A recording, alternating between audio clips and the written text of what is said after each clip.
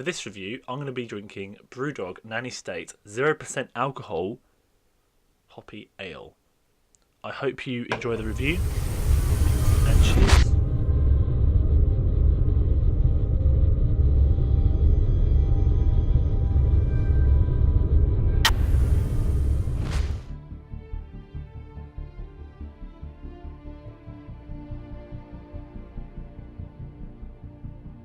Executive Assault 2 is a great achievement of a game, having been made by only one person and having an ambitious game mechanic that allows you to freely switch between an over-the-top view or first person. But does this game use the mechanic well, or is it just a gimmick? In this first review, I will be looking at the arcade single-player skirmish mode only. There is a multiplayer mode here I have yet to play, and at launch there is a campaign mode which I will review when I have the chance to play it.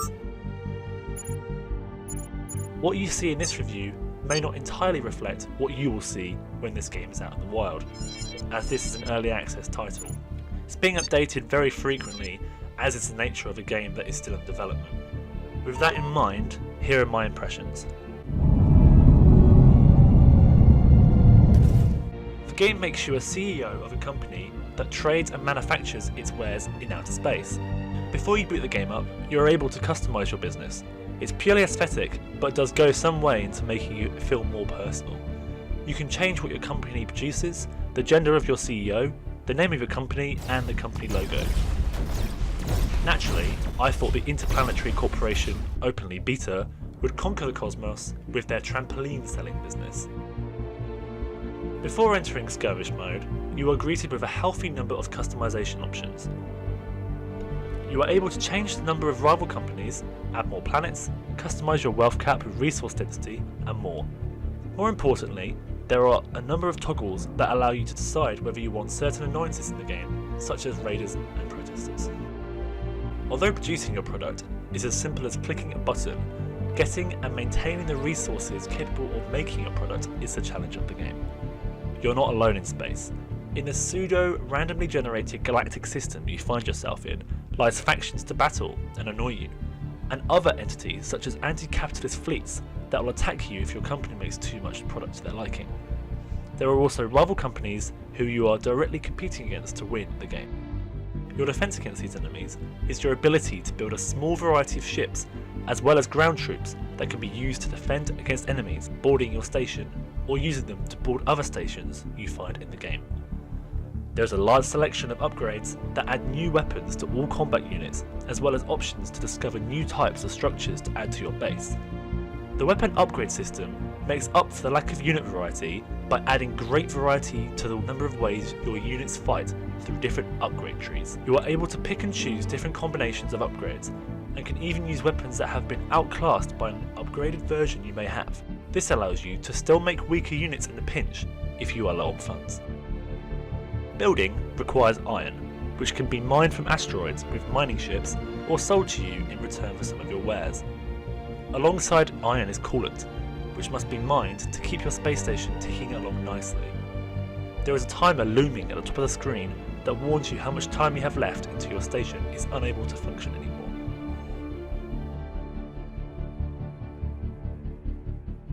In the early game, it will be barely looked at, but the more expansionists you become, the more important that timer gets. It forces you not to get too greedy, whilst urging you to make more bases just for the sake of collecting more coolant. So now I have set out the clockwork of the game, a pattern not particularly unfamiliar for real-time strategy fans. Build, gather resources, expand, gather resources, amass an army, go to war. It's fairly standard stuff that has stood the test of time for the genre. It's addictive and makes you feel powerful when winning and miserable when losing, which keeps you coming back for more. But what about that all-important first-person mode? Overall, it is not a gimmick. First-person mode impressively shows the world from a different perspective, something I have wanted to do in top-down games for a long time. When in first-person mode, the game literally just zooms you down to the base you are looking at. What you are seeing in the station is the exact same station you saw from up above. This makes this mode incredibly immersive, as you are able to see ships coming past your station in real time, and it never gets old seeing that every time I booted up a new game. Jumping into one of your ships in the heat of combat is thrilling. It brings a sudden huge sense of scale that is impossible to capture in a traditional RTS perspective, and is fun and exciting. The combat isn't as nuanced as a dedicated space dogfighting game, but it doesn't have to be, and it actually does handle a lot better than I expected it to. There is a point to flying in a ship on your own too, aside from just being fun. Human-controlled ships and units are far more powerful, being able to outmaneuver any AI and often outgun them too. This is so important in implementing the first-person mode and encourages you to always get involved in the action rather than taking a back seat when a battle commences. The graphics in RTS mode are really great, with an abundance of light effects making all the ships sparkle bright in the emptiness of space. Different planetary systems are well presented and look even more awe-inspiring when seeing them in first-person mode through the window of a space station.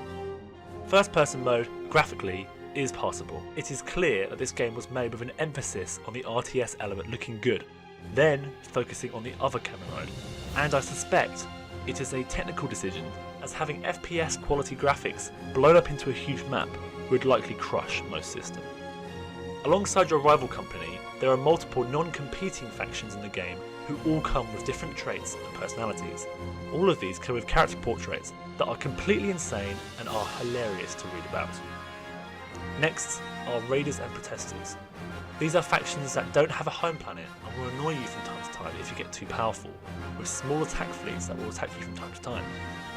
They're an annoyance that some players may enjoy due to them adding another wrinkle to the game, but I personally didn't like them. If you could earn a way to use them against your enemy in a tactical way, I wouldn't find them so bad.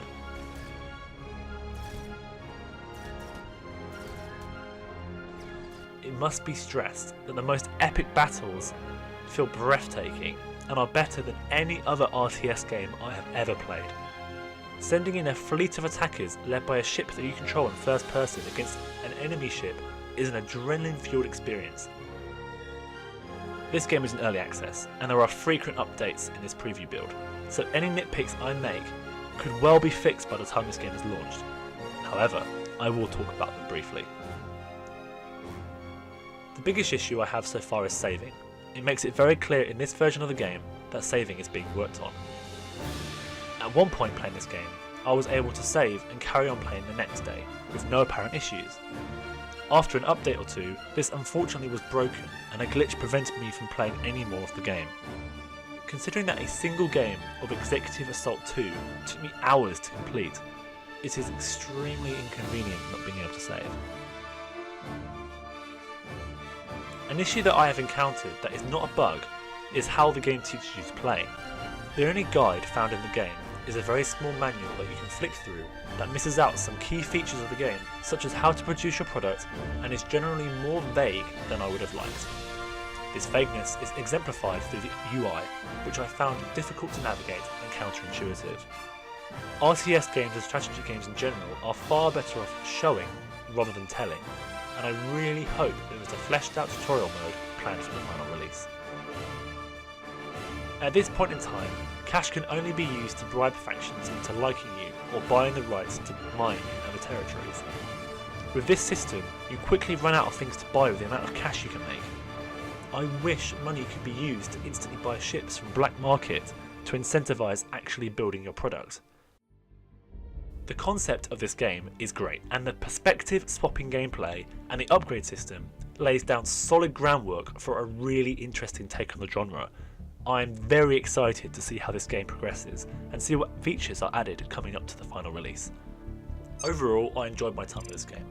It is an exciting take on a genre that I love, that used to be so much more popular than it is today. There are flaws, but such is the nature of a game that is still in development. I can't wait to see what is added to this game through its time in early access, and will be providing updates on major new additions to the game. Hold it! So, this is Brewdog Nanny State Hoppy Ale. It is a 0% alcohol. To my knowledge, it's the only 0% alcohol that Brewdog make, but I could be wrong on that. Probably going to get corrected. I would love to have read you a description on this bottle, because usually Brewdog are very good with descriptions, but this one is in a multi-pack, so I don't think it says anything. Nope. This is what I think of the beer. It's incredibly citrusy.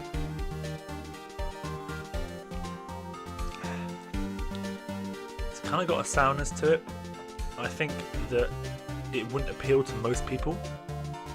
It's kind of like a lot of Brewdog beers play on that citrusy flavour, and most of them are successful. But I think in a lot of the Brewdog drinks, the citrus is kind of smoothed out a bit by the alcohol content, which gives it more of a warmness. And I think because of the lack of alcohol, it needs a bit of alcohol to make this a little bit nicer. This is by no means a bad non-alcoholic drink. This is probably one of the better non-alcoholic beers I've tasted. Not the best. I definitely think this would have been improved with a little bit of alcohol. But yeah, my scorecard will be up on the screen. Hopefully soon we're going to get a website going where everyone can have a look through the archive of all the beers we've drunk. I know in some videos we put up, we haven't had the beer card, hasn't been ready yet, but hopefully going forward, every time we have a new drink, we're going to give it a little bit of discussion, and we're going to have that beer card up so we can compare different beers. So yeah, that's the plan. Glad you stayed to the end of the video, and have a nice day.